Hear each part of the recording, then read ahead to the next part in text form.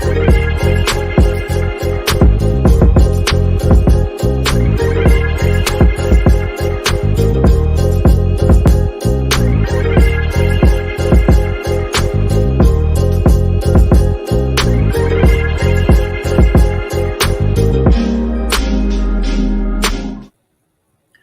afternoon, and welcome to NFL Former Players Kickoff Talk, brought to you by LifeLink of Georgia. We are so extremely excited today. My name is Bobby Howard, and I am the director of our Multicultural Donation Education Program for LifeLink of Georgia. I'm also a former member of the Tampa Bay Buccaneers and a 27-year recipient of a life-saving kidney transplant.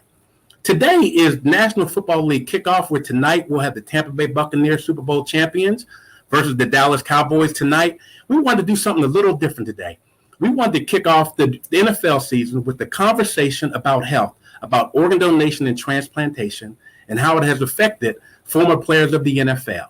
So today I have two very good friends and two very special guests with us today. First of all, we have Mr. Terry LeCount. Mr. Terry LeCount, former Minnesota Viking, University of Florida graduate. Mr. Terry, how are you doing this afternoon? I'm actually doing fantastic, Bob. It's great to be here today. Thanks, Terry. And Terry, can you give us a little background? Why are you here with us today? Well, in 2002, Bobby, I was able to donate my kidney to my youngest brother, Marty. And I honestly tell you that during that time, when Marty was on dialysis, I was actually living in San Francisco. So a lot of things I didn't know about being a kidney donor and didn't have the correct information about it until I actually saw it in person when I actually moved here in Atlanta. And my youngest brother came by to visit.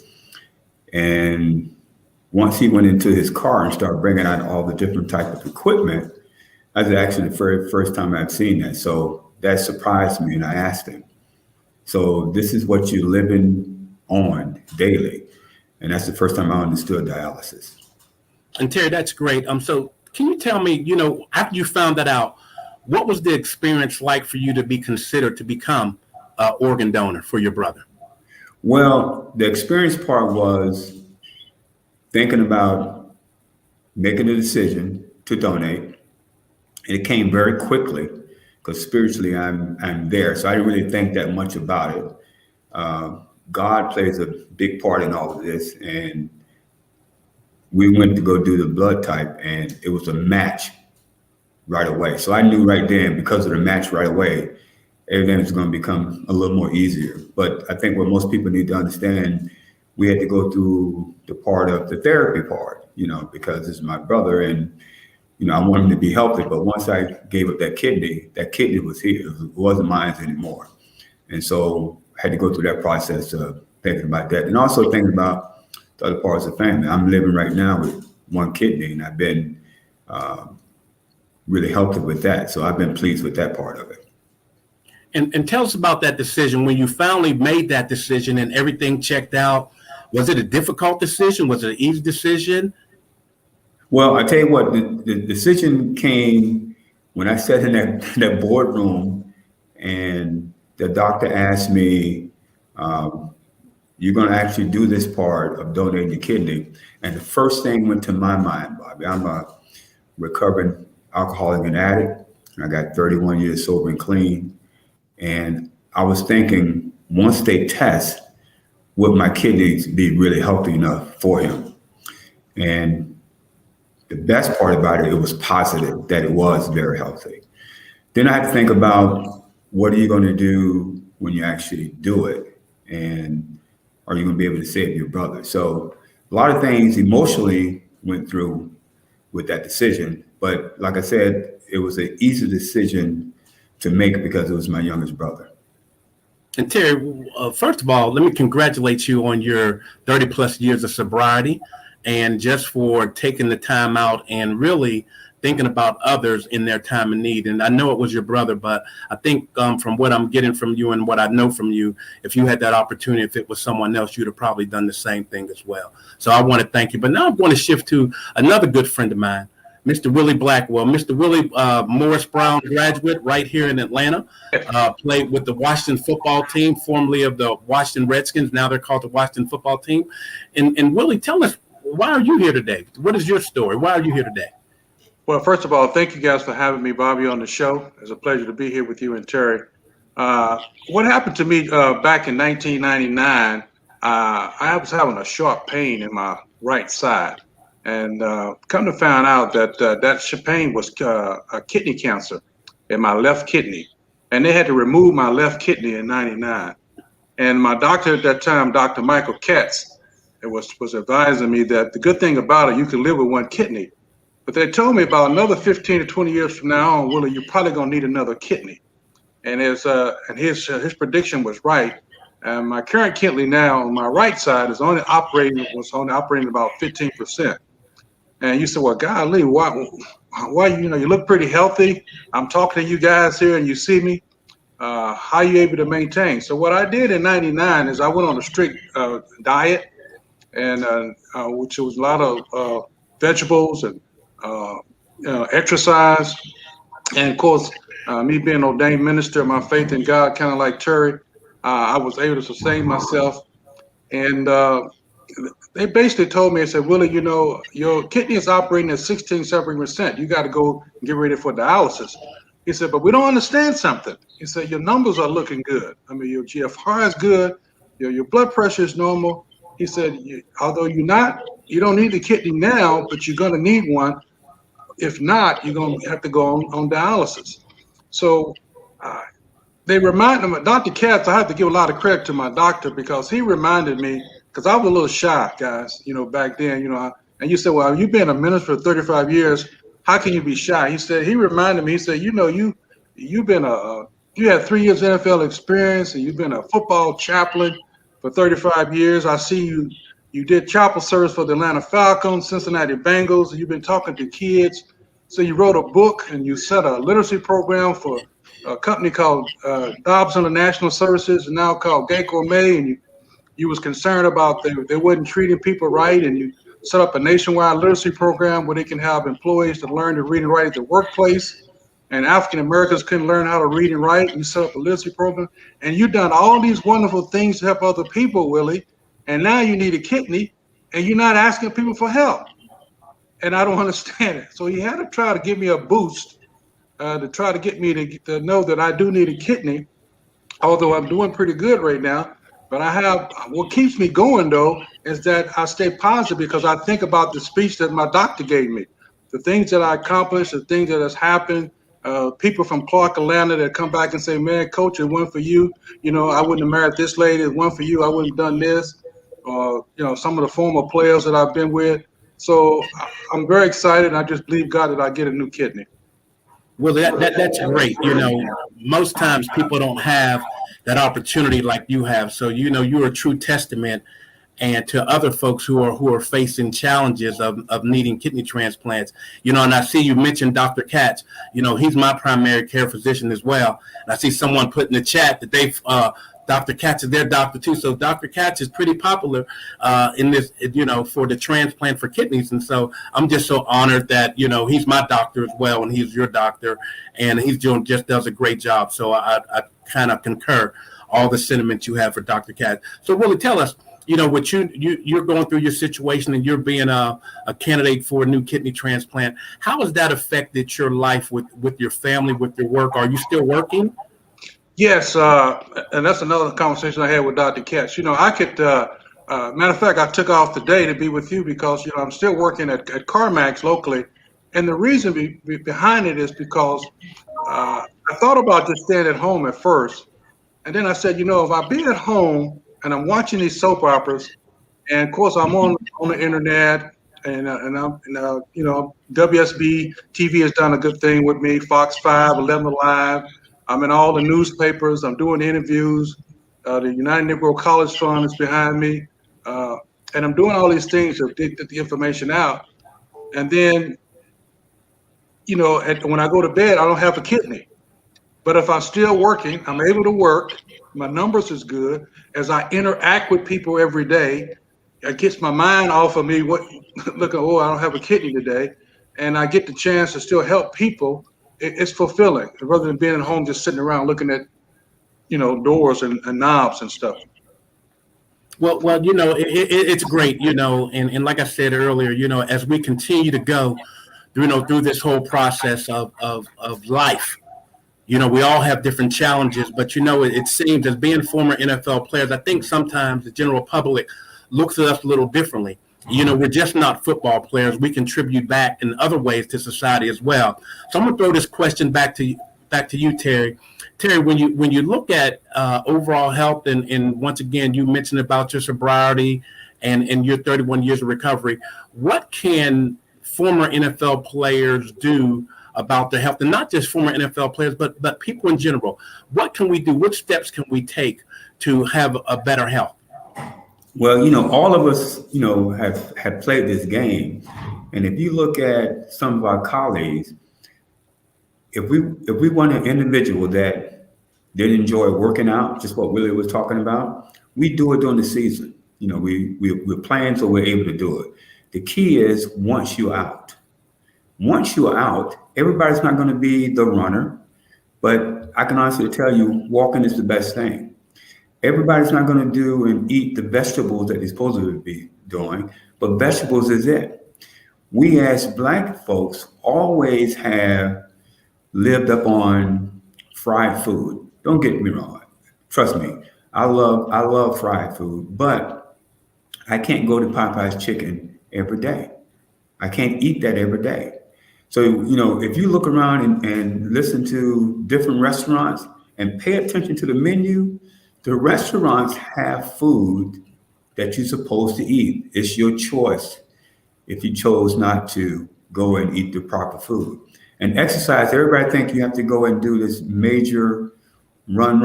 I tell people all the time, if you get out and you see a lot of people doing it, if you're walking, stay away from the sugar and drink a lot of water. Now, I think I'm lucky enough to have the genetics of my father. I'm not bragging about this. I am pretty much about the same size I was in 1974, 78 in college because of the weight that I have. But I've always liked to kind of eat pretty healthy. And I've just been lucky enough to be able to continue to do that. Terry, thank you. It's amazing. I first met Terry. We had a chance to coach high school football together a few years back. And that's when I first met Terry. Now, I watched him on TV when I was a little younger. And I, not really trying to say how much older you are, Terry, but it was great because I always admired that even when we were coaching football, I always looked at you and saw how you would drink your water. You would bring your little snacks. It was always fruit and vegetables. You never had the potato chips and those kind of things. So that's a great testament to share with not only former NFL players, but just people in general, is that we have to change our lifestyles and change our diet so we can have a better opportunity to take better care of ourselves. And Willie, when you look at that, I know your diet has changed a lot.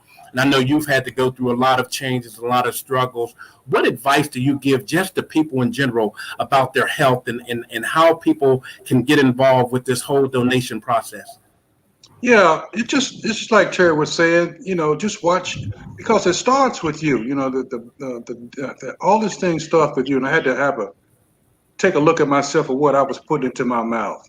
Like he mentioned, the sugars and the fast food restaurant. It starts with you. So you say, okay, I'm responsible for my body, and this is my health, and I'm going to do the best thing I can. So it's okay to eat fried chicken maybe once a month, but like Terry was saying, you can't eat every week. Diet and exercise. You don't have to run every day. You start off walking. You walk 1 or 2 days a week, and then you build that stamina up. Reduce your stress. Stress is probably one of the biggest things that you can do. You don't have to deal with a lot of stress. Reduce the level of stress. At CarMax, I don't have to deal with a lot of stress. There's no haggling with the car sales business. If people don't like the cars, they can bring them back. There's no stress. The price is the price. Those things like that. And you want to start off with your immediate family. Looking for a kidney, the first thing that puzzles that you start with your family, and then you go with your friends, and then that circle goes out to the rest of the people. And you'd be surprised once you put that pill out there and people find out about you. God will provide the people. I can't tell you a number of people that reached out to me to try to help me with a kidney. And one lady, particularly in the early, two ladies, was a nurse that tried to help me. And the reason was that she had a health problem that she didn't know she had. It saved her life. Mm. She was trying to help me.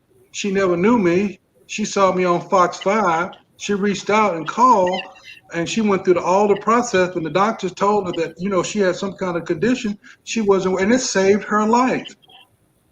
So I'm just saying, I'm a firm believer, God is still in charge. He will help you. He's helping me. I'm a walking miracle. I know that. But if you just do the little things like Terry was talking about, and just stay positive, you'll get through this. Yes, and I'm a true testament to everything both of you guys have said. Is that we have to take better care of ourselves, and we have to live stress free, and that's the biggest thing. And I know myself with being 27 years out with my kidney transplant, and I've just seen my body just change from the things of when I eat properly, I feel one way. When I don't eat properly, I feel another way. So I like feeling the good way. So I have to always tell myself, Bobby, you want that, but you can't have that. You have to keep walking in. One of the greatest things I picked up since the pandemic was yoga. And when I tell you, man, it has just done miracles for me. There's things I've never been able to do with one leg that I can do now with all the yoga that I've been taking. So, it's great. And Terry, I failed to ask you, how's your brother? How's he doing? Well, he is actually doing fantastic. He got, as I talked earlier, he got his the kidney in 2002, and it's 21. Now he's doing exactly some of the same things that Willie talked about. He went out and did the proper things of eating and exercise. That's his ritual. And once he applied himself with that, then he became a different person. He's really not on that much medication at all. And I can tell you that through the course of a year, every now and then I get that phone call. And when I get the phone call, it's on the other side, I hear somebody weeping. And he's weeping because he's telling me, thank you for giving me your kidney. Because he is so blessed.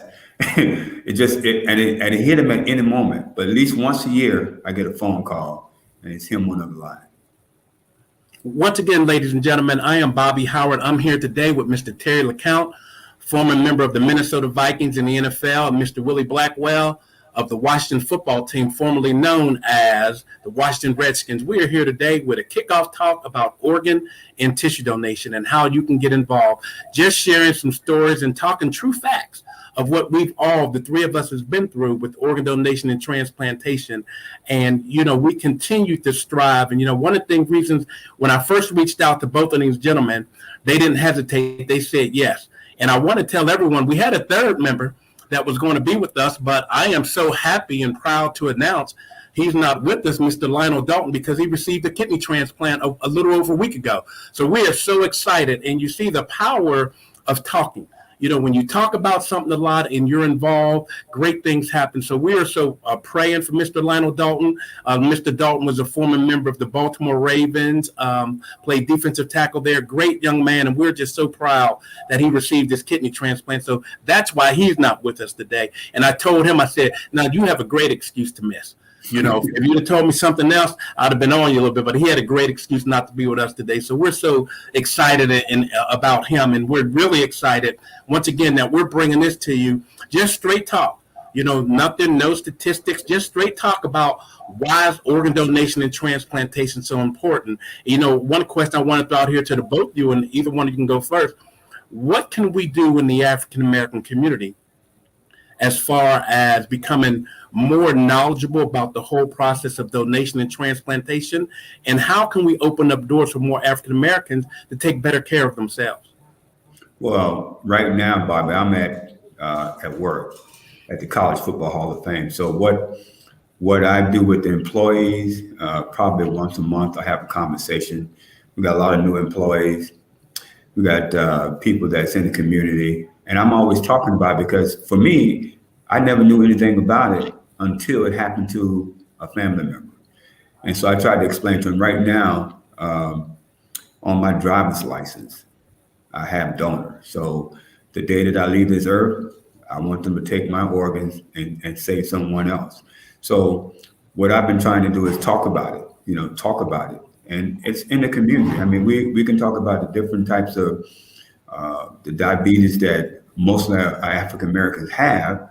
It's due to not being healthy, not eating right, and you got to kind of change some of those habits. But we have to get into community to express the importance of taking care of your health. Once you take care of the health, then some of these underlying issues that we're having right now, we probably will not have. Willie talked about earlier that if people understood what stress is, if they really understood what stress, I talk about the program. I always say to myself, if something comes at me, the first thing I do, I talk about the serenity prayer. And I repeat it. And I say, God, grant me serenity to accept the things I cannot change. To accept the things I cannot change. I read it twice, or 3 times, or 4 times, so I can actually hear myself, so I can get out of the way of that bumper car, because it's out of my control. Stress plays a big part in how we live. Thanks. Willie, you got any thoughts about that? What can we do differently? So, of course, my favorite team, Washington Football Club, they're going to do great things this year. And hopefully I can get up there and do some chapel service for them. And then also over at Clark, Atlanta. So with this COVID thing, we kind of slowed things down. But hopefully I can get around the league, because I do a lot of chapel service throughout the NFL league. And I'm going to be stressing that. And also in the high schools and in the Atlanta community in the high schools. Frederick Douglass High School, which I was chaplain over there for many years as well. And of course, the Cincinnati Bengals, I've done some chapel service. So I do a lot of speaking within high schools here in the Atlanta area, NFL, and of course now with my son being at Boston College, I talked to the coach up there. I'm gonna go up there and do some devotional service. Boy, everywhere I get an opportunity, I'm going to mention, like you said, the first with the driver's license. I mean, that's a gimme.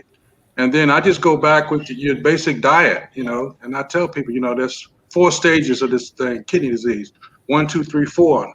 How we got people now at stage 1, and they don't even know they have kidney disease. They don't even know it because they don't feel anything. And so I'm at stage 4, and you look at me, you say you look well, but then I have some good days and I have some bad days. And I'll tell you, you don't want this. You want to start off right. So anytime I get an opportunity to speak, my regular stuff that I do, I'm always incorporating about kidney donation, particularly among African Americans, also Asian Americans and Spanish Americans, but more frequently African Americans, because we're the one impacted by this more than anybody. And you're absolutely right, Willie.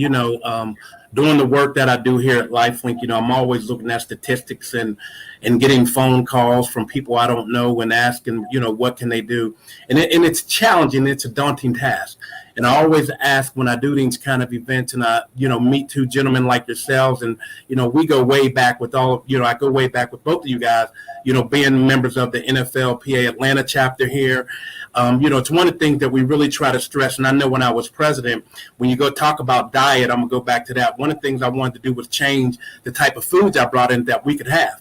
And I was able to do that. And I got so many good comments from a lot of the guys saying, Bobby, thank you, for providing a different type of meal. And I said, well, I can't give you something that I'm not going to eat. So if I'm going to eat it, then I think it's good for all of us. And so, and that's a start. We have to start somewhere. And, the 3 of us, we're doing that. And hopefully by having this opportunity this afternoon that we can share this information. I know we sent this out to a lot of people, and I know I'm reading some of the comments, and I'm just so thankful that we have so many people who are on this comment and commenting, saying how important life is. We have donors, we have recipients, we have family members connecting. It's a great opportunity, and what a great way, to really talk about a subject that is near and dear to the 3 of us, but it's so many people that are affected and they just don't know.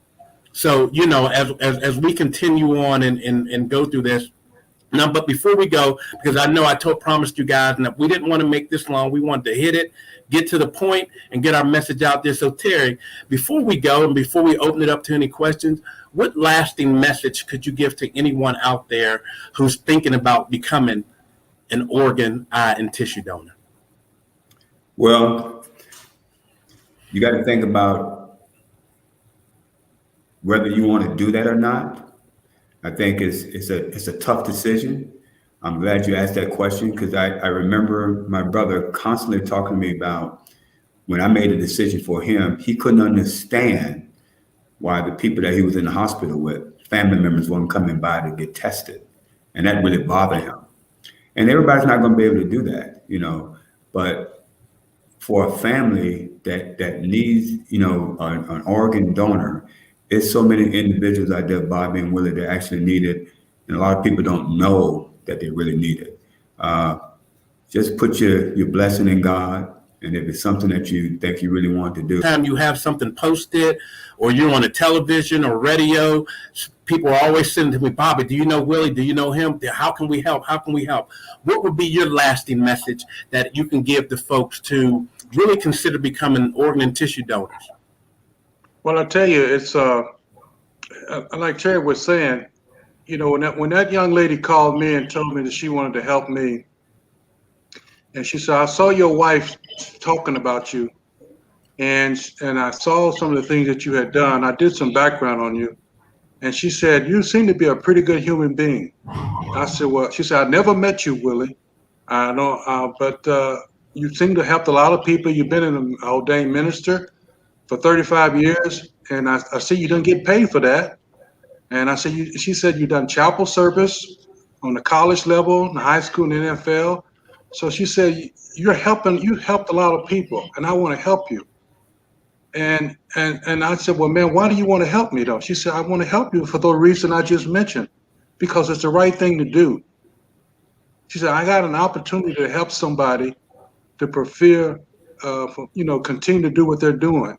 And she said, God got you here for a reason, and I got an opportunity to help you continue doing what you're doing. And when you see someone like that, just go ahead and do it. God's going to bless you for it. You just want somebody who's healthy, and you want somebody that's able to do it, and there's no cost. The insurance company is going to take care of all of that. You don't have to worry about that. The way we do it now with the transplant is, it's not invasive like it was 20 years ago. So just do it. Well, thank you, Willie. And just as a reminder, if you're on this today and you have not registered to become an organ donor, you're really strongly consider it. Please visit our website, which is www.lifelinkfoundation.org, to register there. And if you're not in the Georgia area and you would still like to register, you can always go to registerme.org, and that's registerme.org. Now I'm going to take the time and ask our behind-the-scenes person, Ms. Tracy Ide, who's also one of my colleagues here at LifeLink. Can we open it up for any questions?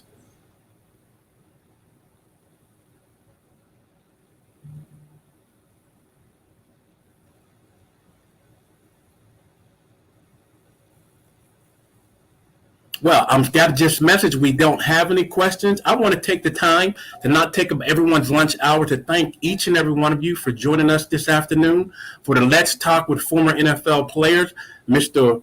Willie Blackwell, Mr. Terry LeCount. Let me thank both of you from the bottom of my heart on behalf of LifeLink of Georgia. We really appreciate your time and efforts that you've given today, and we hope that the message you gave today will hopefully inspire others to become organ, tissue, and eye donors.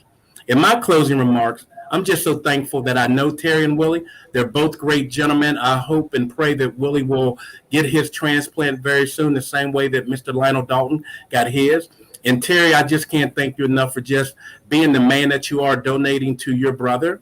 And I just want to say in my closing words that I always say, if we stand by and do absolutely nothing, 0 lives will be saved. Please consider becoming an organ and tissue donor, because the life that you save today could be the life to save your loved one tomorrow. Once again, I'm Bobby Howard, Director of the Multicultural Donation Education Program of LifeLink of Georgia. I thank you. Have a great day.